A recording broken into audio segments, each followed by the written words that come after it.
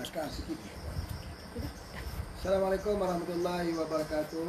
Alhamdulillah, bersyukur pada Allah Subhanahu Wa Taala. Di pagi sekali lagi kita belajar tentang perubatan herba alamiah ilahiyah. Gabungan di antara keduanya ini memaparkan sebuah pengobatan tib nabawi. Alhamdulillah, syukur. Banyak orang bertanya kepada Pak Haji sendiri ya. Sebelum itu, apa khabar semua yang menonton di sini?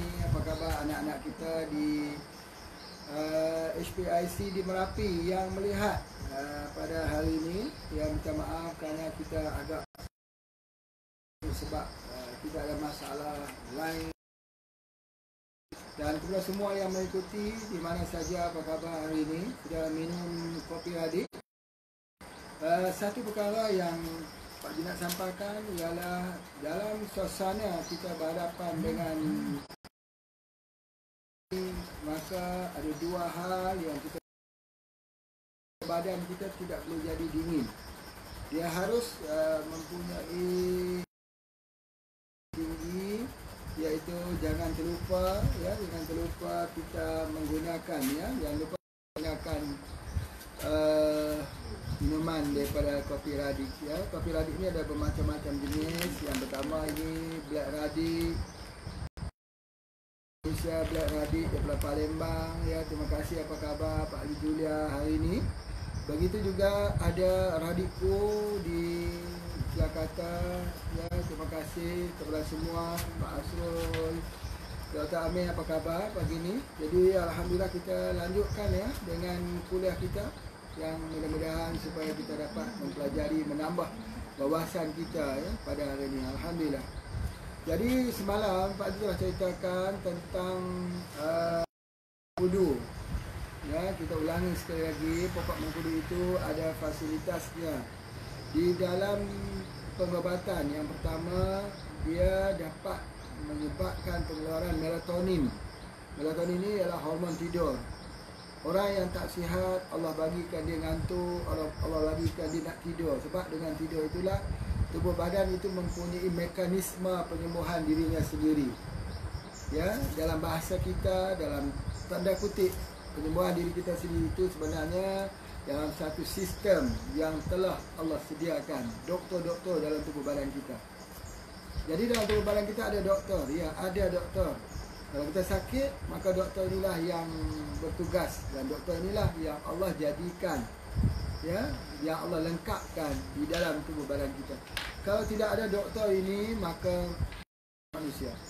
Kerana bagi contoh ya, bagi contoh sini, jantung kita sejak diciptakan Allah dia tidak pernah berhenti. Terus. Ada tak satu mesin yang boleh bekerja terus menerus tanpa stop? Ada tak? Binasa, akan hancur, akan terhenti, overwork. Tetapi jantung kita bekerja terus.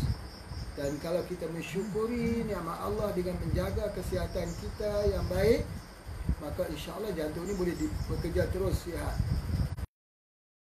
Baik, alhamdulillah. Jadi mengkudu yang kita ambil ini untuk mendapatkan apa yang disebut sebagai melatonin untuk dapat tidur yang berkualiti. Orang yang sakit ni dia awalkan dengan masalah tidur kualiti. Siapa pun kalau sudah mula terganggu pada tidurnya, pasti akan terganggu fiziknya. Kemudian baru mendatang penyakit-penyakitnya. Bagi contoh ya, sebagai contoh orang yang bisa katalah ada sesuatu yang trauma dalam hidupnya yang menyebabkan dia tak gembira, kemudian diikuti dia susah tidur pada waktu malam, dia fikir, dia kenang dan sebagainya. Jadi kemudian fisiknya akan jadi makin lemah. Maka tak kala berhadapan dengan virus ini atau virus ini yang menyerang seluruh dunia, maka dialah orang yang pertama yang akan jatuh. Dia orang yang pertama akan jatuh. Misal kata ada satu orang dia berhutang. Bila dia berhutang, dia susah nak bayar hutang dan juga sebagainya ya. Jadi oleh sebab itu maka dia fikir siang dan malam, pagi dan petang tentang hutangnya itu. Menyebabkan dia tak dapat tidur. Jadi sistem imunitinya rendah. Jadi virus mula menyerangnya, maka dia tidak mempunyai kekuatan sebab kekuatan yang ada pada dirinya sudah dikerahkan untuk melayani stres yang ada pada tubuh badan. Jadi oleh sebab itu maka fungsi mengkudu yang kedua ialah untuk membekalkan vitamin C, vitamin C. Jadi Pak Haji ulas semula ya, kuliah semalam untuk kita lebih faham. Jadi vitamin C ini fungsinya sebagai anti stres. Dulu dikenali sebagai vitamin P, kemudian dikenali sebagai ester C, baru dikenali sebagai vitamin C. Vitamin C ini kita ambil dalam bentuk dia panggil mega dose. Yang terbaik vitamin C alami, iaitu yang kita ambil daripada buah-buahan, misalnya citrus ataupun jeruk ataupun limau. Dia mengandungi vitamin C yang tinggi, rosella juga vitamin C yang tinggi. Dan buah-buahan, banyak buah-buahan yang mempunyai vitamin C yang tinggi. Begitu juga kita tengok moringa ataupun daun kelor, munggai juga mempunyai vitamin C yang tinggi, lebih tinggi daripada lemon. Namun begitu, apabila kita ambil di dalam akar mengkudu ini terdapat vitamin C, dia mana vitamin C ini akan bekerja untuk anti stres. Bila anti stres, maka tubuh badan kita refunction. Ada 4 hal yang kita mesti ingat, 4 R. Iaitu yang pertama, dia harus dapat rest, release, rest, refunction, regeneration dan refunction. Jadi pertama dia release, dia buangkan dulu dia punya stresnya itu. Dia buang dulu, detoksifikasi dulu keracunan dalam tubuh badannya, dia release. Lepas tu baru dia dapat rest. Bila dia dapat rest itu, kemudian baru dia regeneration.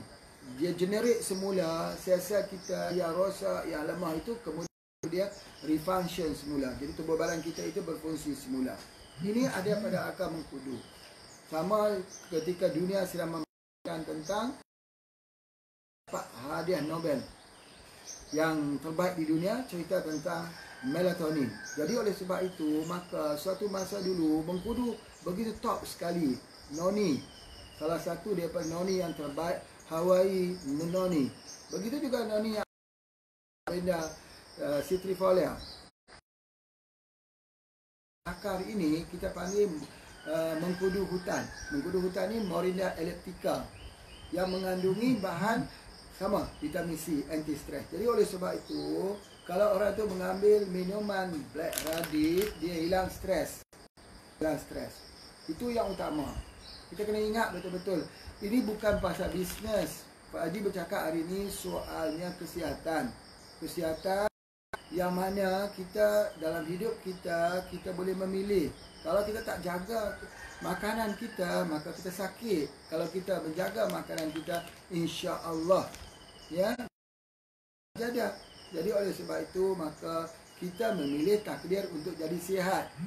Sebab itu dalam hadis itu mengatakan mukmin yang sihat itu lebih dicintai.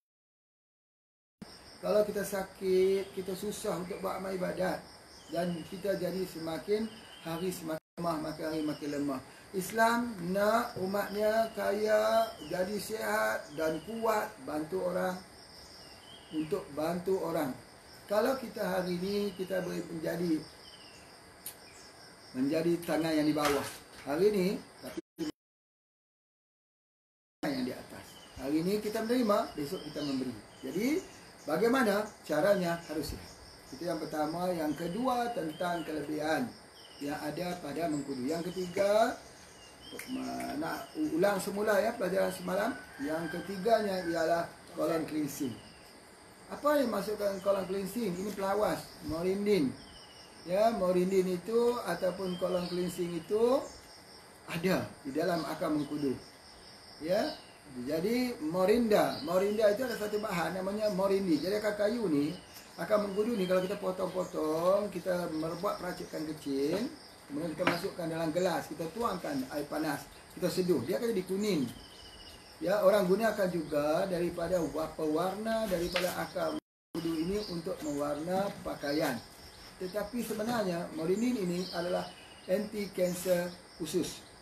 Sudah ada pengkajian yang dilakukan oleh beberapa penyelidik mengatakan bahawa salah satu daripada bahan untuk anti kanser usus ialah morindin di dalam akar mengkudu. Di mana akar mengkudu itu ada? Akar mengkudu itu ada ini dalam kopi adik. Mana saja kopi adik, apapun yang dikeluarkan ada. Jadi oleh sebab itu maka tidak salah kalau dalam suasana ya kegawatan begini, maka kita cadangkan minum minuman yang sihat. Biarkan minumanmu menjadi ubatmu, biarkan ubat menjadi minumanmu. Itu adalah pesanan daripada Pak Haji. Baik, itu mengkudu baru satu dan banyak lagi mineral-mineral, vitamin-vitamin yang kita tak bincangkan lagi.